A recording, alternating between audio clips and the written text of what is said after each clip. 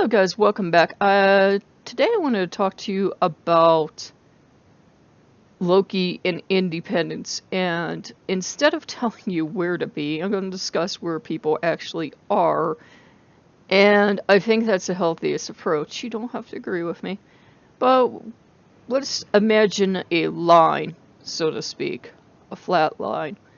And at one extreme, we have the people that are happiest and healthiest when they are totally dependent on Loki, and they are praying to him constantly, and they feel they have his approval with everything they do in their life. Now, they are happy. Let's remember that they are happy, they're totally healthy. They should stay where they are. Most of us, we're kind of in the middle of that line, let's say. We love Loki, we want his approval, we don't, want to have him disapprove, but we're also kind of independent, aren't we? We do our own thing. Sometimes we will utterly defy Loki because we're independent and we're going to do what we want. And that's a little too much independence for us because we're using our independence in a way that's more like defiance and getting us into trouble. But most of us are there. We wouldn't be happy being totally dependent on Loki because we just would feel stifled, but we're independent enough. Far end, and I'm seeing these people become more vocal, good for them. People that are totally independent of Loki, they straight up don't need Loki at all. They don't need any god. I'm puzzled as to why they work with gods, and I don't approve of people that, if you're totally independent, you're totally happy like that, more power to you, but don't scold the people that aren't where you are, because that's not everybody's nature. You all know how I was raised. I was raised Roman Catholic, so I was raised to believe in one God because by then the rest of the pantheon was destroyed. And you depended on that one God for everything because He had created the world, He had created you, He created your soul, and He gave you absolutely everything you had. And if you turned your back on Him, it was, you were going to burn forever.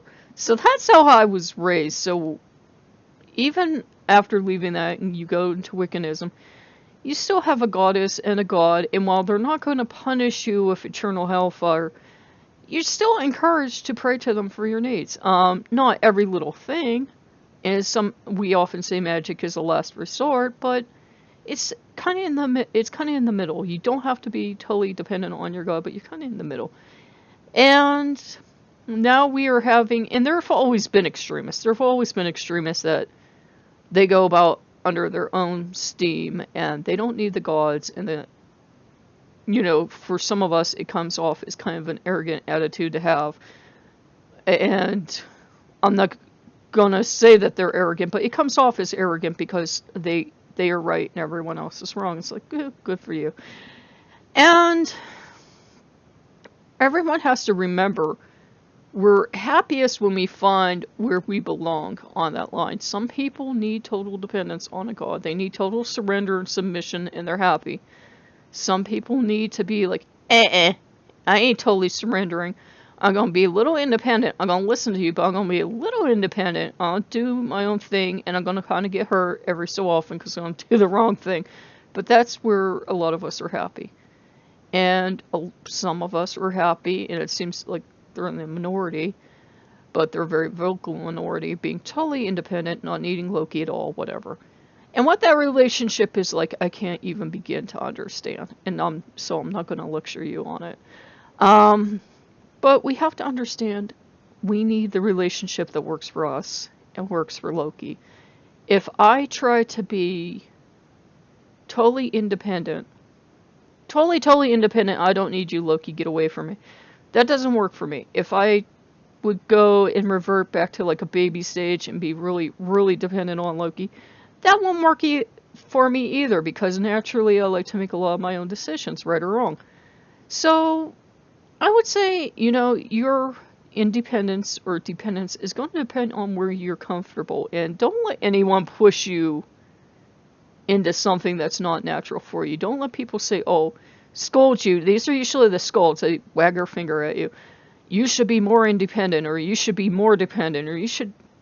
If Loki is happy, that's all you have to worry about. I'm not sure where this total independence movie movement, yeah, movie, is coming from, but you know, it's coming worldwide. It isn't just coming like independence from Loki. It's like nations are standing up and saying, I don't need the rest of you. I'm going off and doing my own thing. People standing up and saying, we don't need our government. I'm going to go off and do my own thing. So it's a thing that's happening. And Loki probably has something to do with that. He does encourage independence, but be where you are comfortable and don't let anyone make you feel bad. And I know it can make you feel angry and upset if someone comes up to you and judges you and says, hey, you're doing it wrong. Nobody likes to be told they're wrong. But, you know, be where you're happy. That's the only advice I can have for you on that. Be where you're happy. If you need to totally be dependent on Loki, that is cool, and that is where Loki's happy to have you. If you're one of us mid-range people, and you can be anywhere in between that too. So don't feel like because I gave you 3 examples and you don't fit any of the 3, there's something wrong. You know, be mid-range.